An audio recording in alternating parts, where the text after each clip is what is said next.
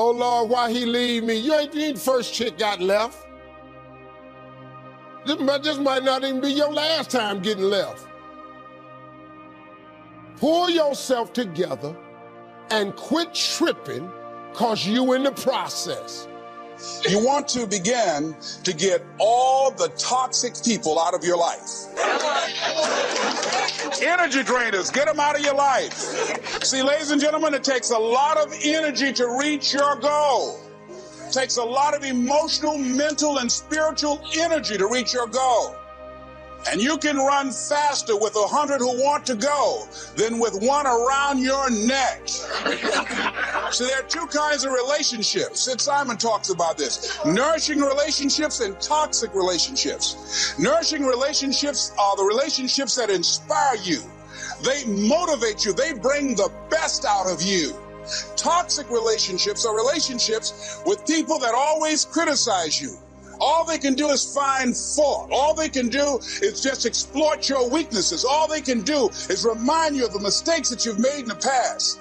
These people are bad for your health. Toxic people can run your blood pressure up.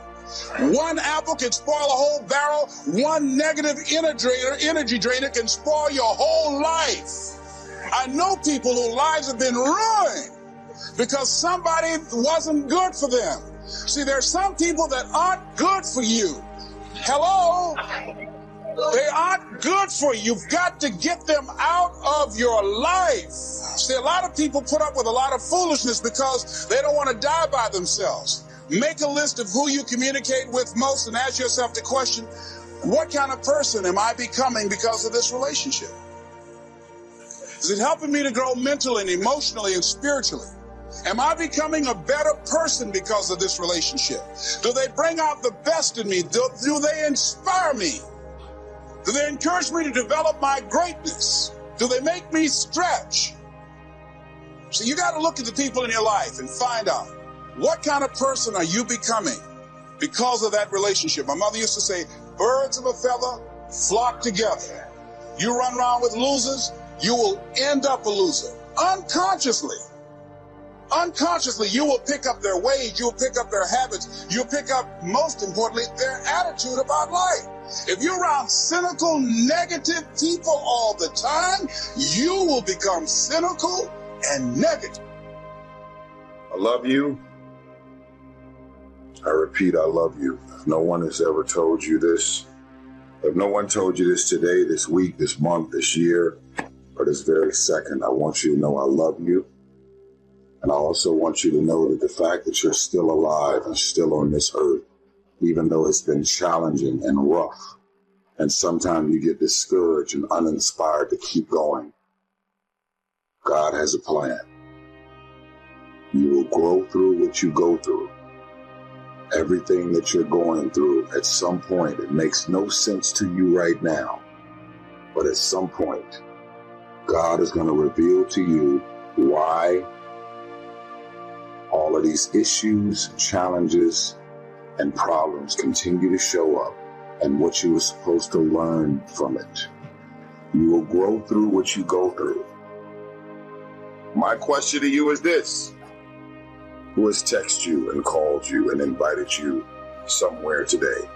Who is this person? Who is these members of the family? I want you to understand that when I leave these videos, I'm not trying to preach or talk or instill separatism. I have a responsibility to peace. What does that mean? It means that I wake up in the morning, people are calling, texting, inviting me here, inviting me there. I have an opportunity. I have a choice. Very important word. I have a choice to decide who and what and where I want to go. What do I want to experience in my day? Because you're inviting me doesn't mean I want to show up. Because you're calling me doesn't mean I'm going to call you back. Because you want me to be there doesn't mean that I want to be there. Because we're family, because we're friends, because we grew up together doesn't mean that I want to be a part of any and everything that you want me to be a part of. Why? Because my experience with you hasn't necessarily made me feel good about my life or my experience at the end of every night. Because you go to sleep at night doesn't mean you're resting. Because you close your eyes at night and you are asleep physically doesn't mean that you're actually resting. And the reason that you don't rest is because while you're awake, everything and everybody that's in and around your life is so full of issues, problems, insecurities, dysfunction, negativity. Your mind is and your spirit is in turmoil. There's issues and problems, arguments, yelling, screaming, dysfunction. All of this shit is going on all day, every day. So when you go to sleep at night, you're not resting. A lot of people would say, I love myself. Do you really love yourself? Are the things that you're doing, the people that you're hanging out with, and the places and the circles that you're traveling in, does that reflect a person that actually loves themselves? If you love yourself, why would you fuck with those type of people? You know what they're saying about you behind your back. You know they're jealous and envious of who you are and the things that you got going on in your life and your career. You know that they don't like you. And they've made it clear. They've sent you every sign imaginable that they could possibly send you. And because you're so desperate to have people around you and in your life, you continue to go back. You continue to show up to everything they invite you to, knowing what they're saying about you. I'm not preaching separatism. I want a bunch of people to just be alone at home doing nothing with no friends, no family, and nothing to do. I'm saying that at this point, you are old enough and mature enough to understand the difference in good people and bad people. And when you're hanging out with negative, dark, and dysfunctional people, you cannot expect yourself to go to sleep at night and rest. You cannot expect yourself to feel good about your day when you're including negative and dysfunctional people in your day. So what you grew up with them? So what their childhood friends? So what their family? We have a responsibility to walk in the direction of peace. I want to laugh. I want to smile. I want to enjoy myself. I actually want to feel good about the people that are around me. You have that as a choice. You actually do. You don't wake up in the morning and negativity, dysfunction, problems, and issues just randomly pop up. These are the people that you have decided to include in your life. So the outcome of your day, your hour, your minute, your week, your month, and your year is always draining, always dysfunctional, and always fucking crazy. Because these are the type of people you've decided to include in your day-to-day life. I'm talking to somebody. You don't love yourself. You can't say that you love yourself when you continue to invite and include these people in your life. They're threatened, they're insecure, they have a problem with you and you don't even have a problem with them. They try and make you feel bad about being so blessed. They laugh about it, but they're throwing subliminal and very direct messages at you. I see you over there getting money, huh? That person has a problem with the fact that you're getting money. Oh, like that? Huh? I see you. They're jealous. They're envious. They're insecure. They're threatened by the idea that you're coming up. Your career and your life is advancing. God put people in your life for a reason. Others are there for a season. And it's very important that you recognize when people's seasons are over. God put people in your life for a reason. Other people are there for a season. Is the season over? Or have you decided because you're desperate, because you just need validation, you need all of this shit and people and things around you, you've decided to drag these random people into the new season of your life? You have a boat. Your boat is at its capacity. And in order for your boat to not sink and go underwater, and that could be your career, that could be your life, that can be your personal life, your relationships, is that relationship over? Do you feel mentally, spiritually, and emotionally stimulated in that relationship? Are you just holding on to it because you got this concept of loyalty that you have overused and overabused?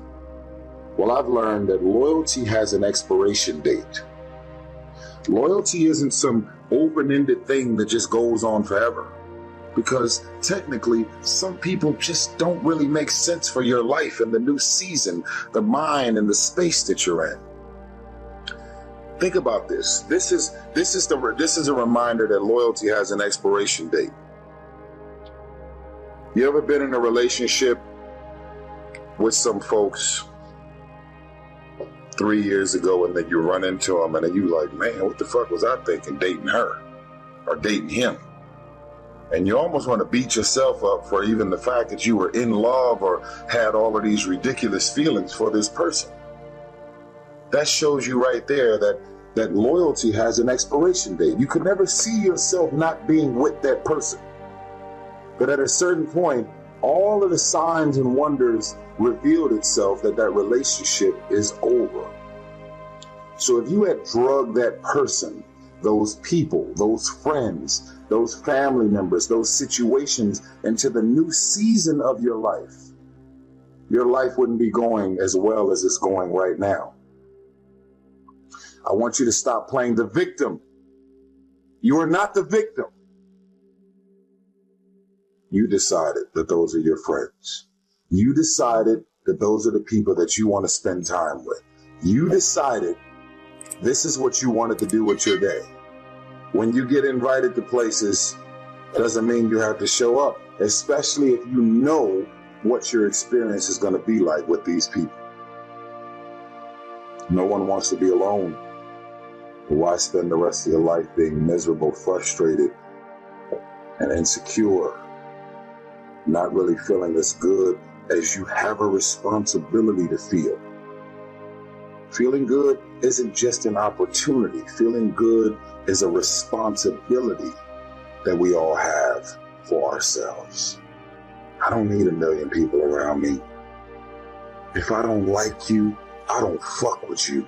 And guess what? I actually don't care what you say about me.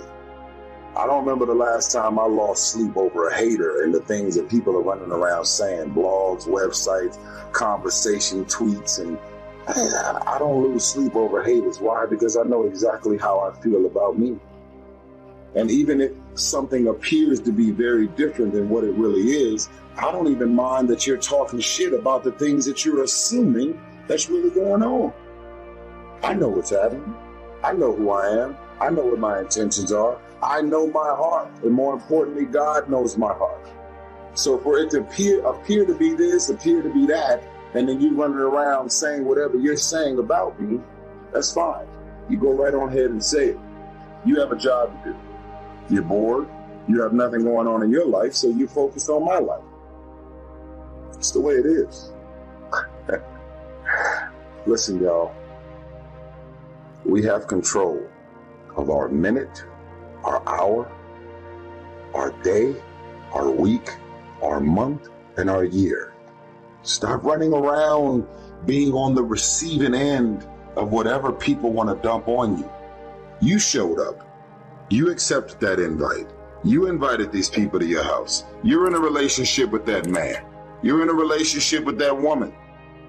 That's you. So how do you feel at the end of your night? It's always going to be based on the people that you decided to include in your day, your week, your month, your year, your minute, your hour. You got 24 hours in a day. When you go to sleep at night, how are you going to feel about your day? All depends on who you decide to include in your day. Stop running around acting as if you don't have a choice. You do have a choice. You do have a choice. You're a dysfunctional motherfucker. So you love dysfunctional people. You love rumors. You love issues. You love problems. You love people calling you with their problems. You love it. That's why at the end of every night you are drained, because you are submerged yourself in dysfunctional things, people, and situations. People come at me, hey man, I heard, man, don't talk to me about no fucking rumors. Don't talk to me about other people's problems and situations. I don't invite that shit in my life so it doesn't show up. Stop playing the victim. Stop running around acting as if you have nothing to do with the people, things, and situations in your life. I love you. I'm tired of these grown-ass men and grown-ass women running around acting as if they don't have a choice. You have a choice. I'm a grown man. Where are the most crazy, insane thugs, gangsters, Crips, Bloods, dysfunction? Where can I find and seek trouble? Where is it? Where is it? There it is. And you decide to walk in that direction. And what the fuck do you expect the outcome to be? You're hanging out with crazy people. Do you expect the outcome of your day to be regular and okay? Where is a heartbreak? Where is someone that's going to make me feel insecure, make me feel bad about myself? Where are they?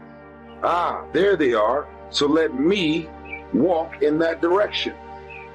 I love myself enough to say that I want to walk in the direction of peace, love, spiritual folks that are always evolving and trying to better themselves, seeking wisdom and knowledge and how to take better steps and better directions to do better and want better for their career, their life. They have talents.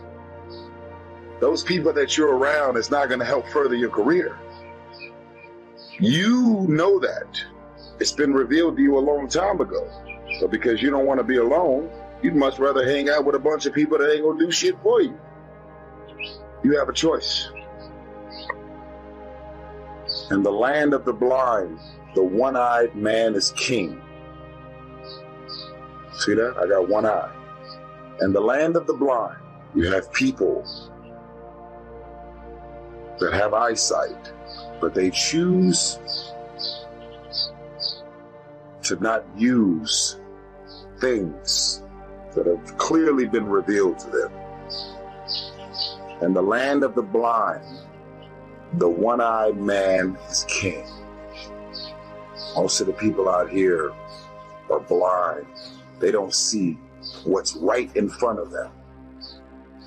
And so they choose to just disown it, push it to the bag. No. I didn't see that. No. I'm going to let it fall on deaf ears. I didn't really hear that. I don't like the way I feel. I'm going to ignore the way I feel about being in these situations around these friends and these people. I'm going to ignore that. I'm going to disown that. In the land of the blind, the one-eyed man is king. If you make it to the end of this video, I want you to write that. I don't have to leave these videos. I don't have to do anything. I know what I know when I live the life that I live, and I'm happy with it. I may not have all the money in the world, but I'm comfortable. I have peace in my mind, and I move and operate in peaceful circles. And I welcome people in my life with good energy, that are talented, that are beautiful, that have good intentions towards me and others. I refuse to invite dysfunction, problems, issues, insecurities, negative, bad people. And that's why my life is as blessed as it is. Some of y'all think that my life is blessed because I have a career. I get to travel and I get to move around with celebrities and go to A-list parties and private yachts and private planes. Some of y'all equate that to living a blessed life. That's not living a blessed life. Those are just perks and antics that come along with my life. The day-to-day life that I live is that I include amazing and incredible people, and that's why my life is so blessed. All of the other stuff is additional perks that come along with it. I want better for you. The question is, do you want better for yourself? Don't claim to love yourself and you're waking up every day and deciding to include these people, things, and situations in your life. That is not moving like a man or a woman who truly loves themselves. When you love yourself, you want better for yourself. That's what it is. If you make it to the end of this video, I want you to write, "In the land of the blind, the one-eyed man is king."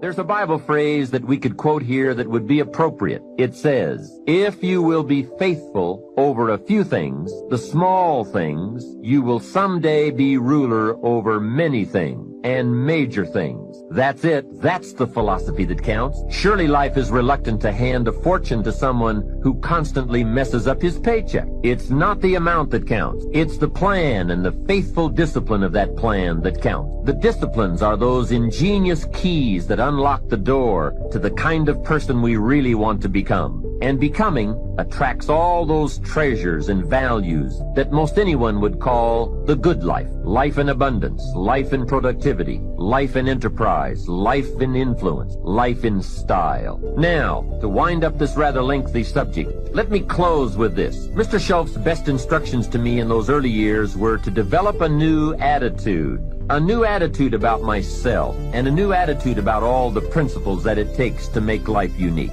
Develop a new attitude about taxes, about paying your bills, about the marketplace, opportunity, your chances, wealth, activity, prosperity, service, productivity. Let me give you a good example of my old attitude. I used to say, "I hate to pay my taxes."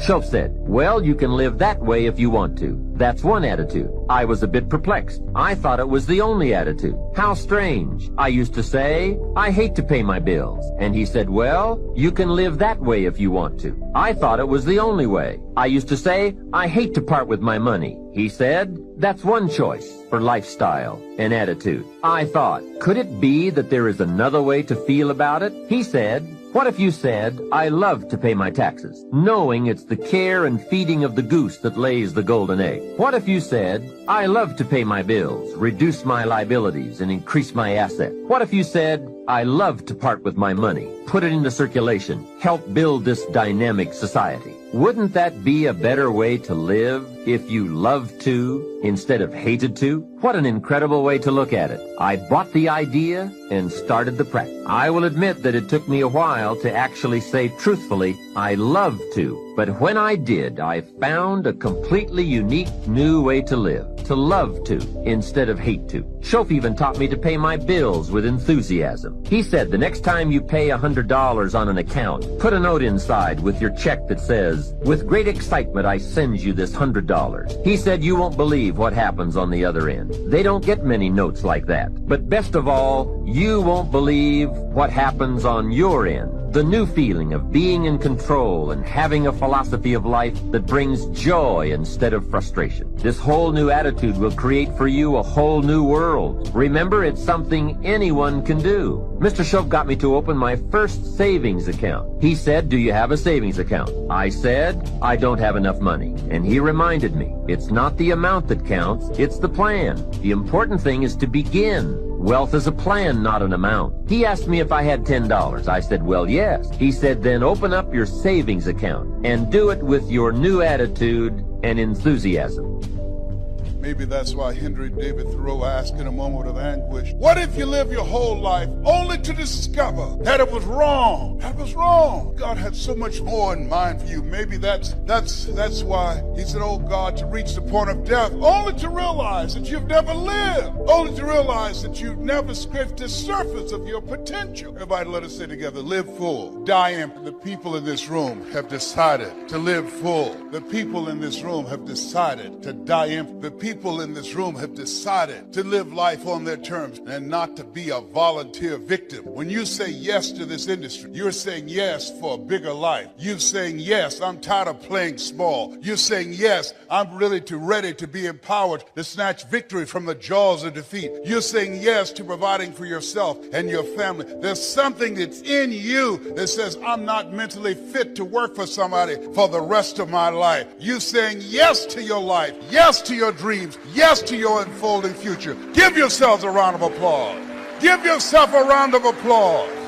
I didn't do this for years. I would go in the balcony of auditoriums and watch Jim Rohn and Dr. Dennis Waitley and Zig Ziglar, and my heart would beat so fast because I love helping people. How many of you love helping people? Raise your hand. I love helping people, and my heart said, I can do that. But then when I would leave there, and as I was walking to the car, my mental conditioning began to speak, and it would say, Les Brown, you can't do that. You don't have a college education. Les Brown, you can't do that. What makes you think that you have something to say that somebody would listen to you? Les Brown, you can't do that. What makes you think that you can speak for AT&T, Procter & Gamble, McDonald's Corporation, IBM? You've never worked for a major corporation. Les Brown, you can't do that. You were adopted. You don't even know who your parents are. How many of you ever thought about something you wanted to do? You felt it in your heart, and then your mind talked you out of it. Raise your hands. I convinced myself that I couldn't do it. I learned something from that experience. Whenever there's an argument between your heart and your mind, follow your heart. The things that the heart can understand and feel, the mind cannot relate to. Maybe that's why my favorite book says, lean not unto thine own understanding, and all thy ways acknowledge him, and he shall direct thy path. There are things that you feel, that you know in your heart of hearts, that's not logical, it's not practical, it's not realistic, but there's something in you that says, I can do this, I can do this. After facing defeats and disappointments and failures again and again and again, there's still something in you that says, I can do this. Operating out of a thinking when life knocks you down, try and land on your back, because when you can look up, you can get up. I can do this. When you present and people say, oh yes, I'd like to be a part of that. Yes, they have the personality and they need it, and they don't show up. You end up being a babysitter. You have to be a counselor and a psychologist and minister. They challenge, pray to Jesus and Yahweh and Melchizedek and Buddha. They'll get on your last nerve, have you chanting, Nomi Yoho Renge Kyo. It's interesting when you talk to people about securing their future, and you can't help them to become actively engaged in their own life. And at the time he gets ready to come back home, how do I face the father I failed? How do I explain what happened to the thing, the living he worked his whole life for? He doesn't have any more life to work, April. He's old. I wasted his life with hookers and strippers, and I got nothing to show for it. Oscar, I got nothing, and he's still alive, and I gotta go home to this old man broke.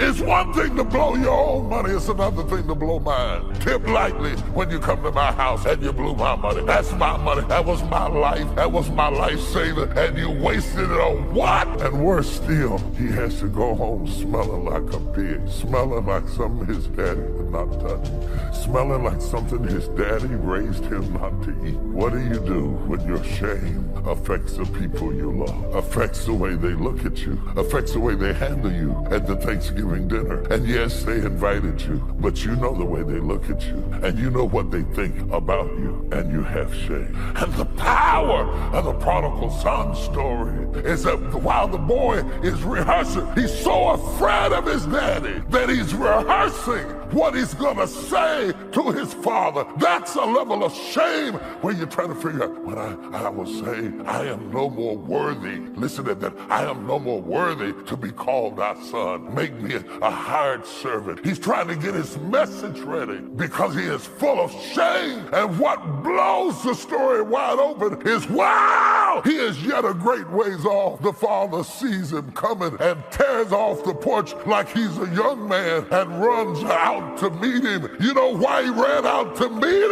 him? Because he still wanted him. In spite of the fact that he smelled like swine, in spite of the fact that he had spent his substance in riotous living, in spite of the fact that he had given his father's living to whores. He said, you're a shameful disciple, but I still want you. You messed up, but I still want you. And I want you bad enough to put a clean robe on a dirty boy, without a shower, without a bath. Bring him the robe and the ring, and let's celebrate and all. No shower, no bath, no cleansings, no ceremonies, no rituals, no communions, no church service, no prayer meeting, because he was still his son. What is Jesus trying to tell us about shame and God? That God still wants you, that he has a plan for your life that he already knows.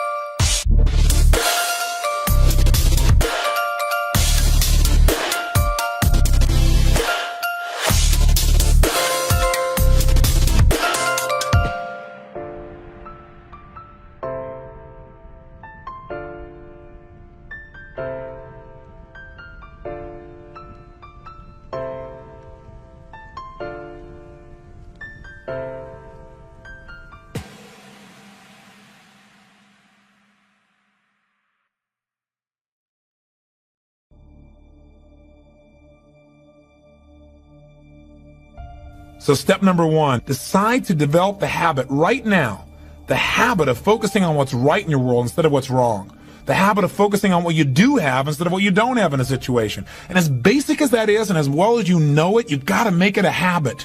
Because those habits form the chain of your ultimate character, of who you become and how you end up living your life.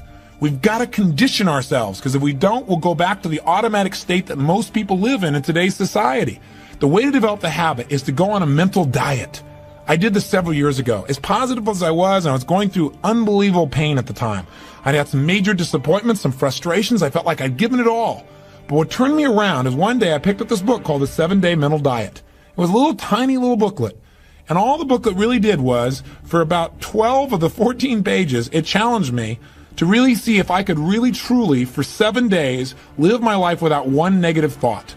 And it kept saying throughout the book, now don't just say, yeah, I can do it, and don't just say, I'm going to do it. Think for a while before you commit to this. Don't actually commit unless you're really going to do it for 7 straight days, no matter what. It doesn't mean you don't have a negative thought. It just means that if you have a negative thought, you don't speak it. You set it aside. You forget about it. Or you replace it. If you say something negative, you go erase. What I really mean is this. Or you say, that's not what I mean. Here's what I mean is this. And you immediately focus on something good. It's not that nothing negative ever comes out. It's that you immediately do not allow yourself to hold a negative feeling, a negative thought for 7 straight days, day and night, even when it gets tough. Even when somebody disappoints you, even when you get frustrated, even when you give your all and it still turns up lousy. Listen, if all I did was rant and rave on this tape and you didn't listen to anything else I said, but you took on this 7-day challenge, you can't believe what it'll do to your life. Now I gotta tell you, when I first read the book, I thought, wait a second, being positive isn't gonna change my life. I gotta deal with the real problems around me, those real challenges that are out there. I don't wanna just be positive. Somebody says, how's it going? I go, I'm doing great. And they go, why? You go, I don't know, but I just feel good. I don't wanna be that way. I wanna be real. I wanna be on top of things. But you know what? I thought, wait a second. I can be positive about solutions. I can still notice that there's some challenges out there without being negative about it. I can look at the challenges and say, okay, here's what's good about this. Here's how we can use this. Here's how we can turn this thing around and continue to focus on that. So I took on the challenge for 7 days, changed my life. Now, by the way, one of the keys is you have to have 7 straight days of being absolutely positive. Not one negative thought, not one negative expression that you hold on to. Got to let go of it immediately. If you do not do this, if you're 3 days into it and you do well, and then you have a bunch of negativity, you got to start over. And you know what? After you go about 4, 5, 6 days in a row doing really well, something major negative is going to happen. How's that for some positive programming? But what it is a test to see how committed you really are. I'll tell you something. After 7 days, you feel like a different person. People around you respond to you like you're different as well. All you want to do is establish the habit of noticing what you do have instead of what you don't have. Noticing what's great about a situation versus what's not great. Focusing on solution instead of problems. That's what changes your life. Your mind is a weapon, and you got to begin to use it and pick that weapon up and control it. Most people are out of control with their mind. They don't point it at something. They let the world point it, and they misfire all the time. So today, I want you to pick up that weapon that is your mind and begin to point it at the things you want, knowing that it's a magnet that draws to you the things in your life that you would most like to have or that you would most not like to have. And that's where most people make the mistakes in their life. So today I want you to begin with first taking an inventory of the thoughts you have that don't serve you. And I want you to write them down. And I want you to eliminate them. Step 1, write down the thoughts that don't serve you and eliminate them. How do I eliminate them? By replacement. You eliminate them with replacement by thinking a new thought. It's as simple as saying, what thought would I need to have that would serve me to get this goal or dream or vision that I have? And get that thought, write it down, repeat it over and over and over and over again. Because there's a part of our brain called the reticular activating system. And it's the filter that we see the entire world through. I talk about it a great deal in my book, Max Out Your Life. You can click the link here. There's a little bit of the description in the bio as well, or go to maxoutbook.com. You can get the book or go to Amazon. But I talk about this in the book. The reticular activating system is the filter through which you see the entire world. It's powerful. And so that's why it filters out all the things in your life that aren't important to you, so that you can be sane. You don't feel the blood rushing through your left ear. You're not conscious of your breathing. A million stimulus would hit you. If you couldn't filter things out, you'd go crazy. This allows you to only filter into your consciousness what is most important to you.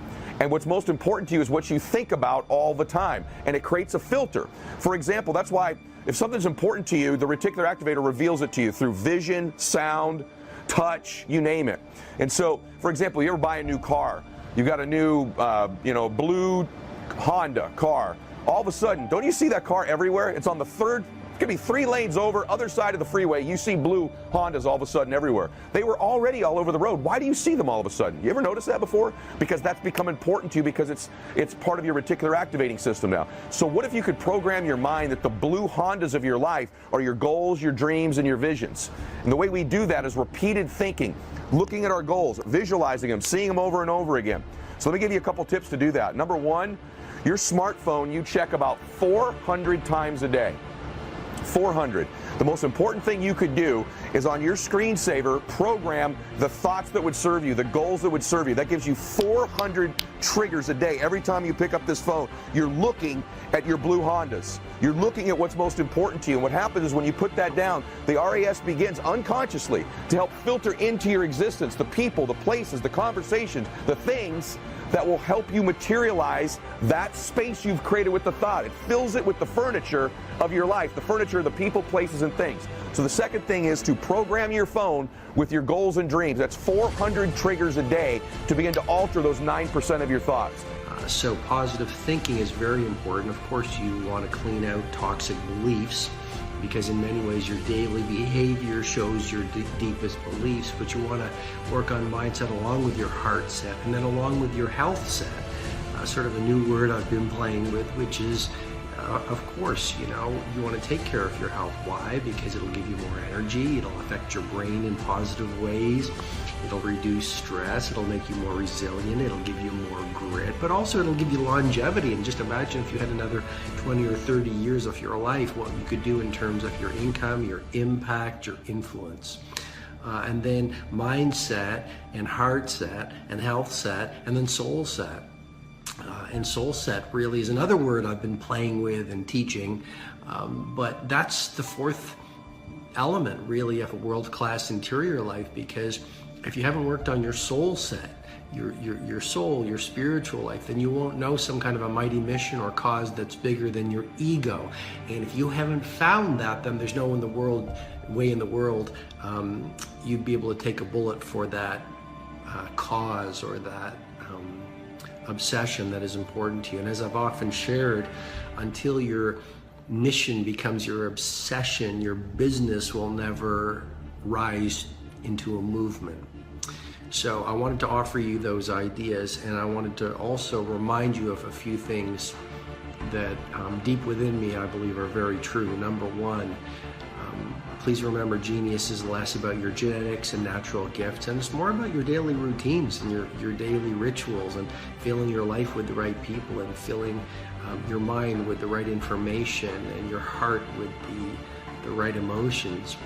And we all can do this. I mean, it's one of the great sadnesses of the world that we pedestal these people who are living, great business lives, or great humanitarians, or great inventors. Like I was very blessed to spend some time with Steve Wozniak, the co-founder of Apple Inc. Last week. And what I learned from him was quite remarkable. And I learned in particular about his commitment to only release world-class products, but also to be a very humble human being, and to be a good person. And he said something when I interviewed him that I want to share with you. He said, when someone is bad to me, I'm good to them. That was a core philosophy. But again, if someone's bad to you, don't just shift to the positive thinking. Acknowledge if you're angry or sad or hurt or whatever. Acknowledge that so it doesn't stay toxic and repressed and suppressed in you, because that'll affect your performance and your thinking. Feel it and let it go. And then you shift to installing the right mindset. I hope that's making sense. But I know you can play a genius in your own unique way. I know that no matter what you're going through, whether it's good or not so good, it is for your good. I know that even if you're in a hard time of your life, you probably have 1,000 things you could be grateful for. But the human brain has this negativity bias, and it allowed us to survive thousands of years ago when there was a lot of threats in our environment. Now in this modern age, we live like kings and queens relative to how people lived hundreds of years ago. And yet our brain still focuses on what we don't have, and the negative qualities in other people, and what we wish we had. And you know this, but optically things on the outside look better in other people's lives, and we don't know what people are struggling with.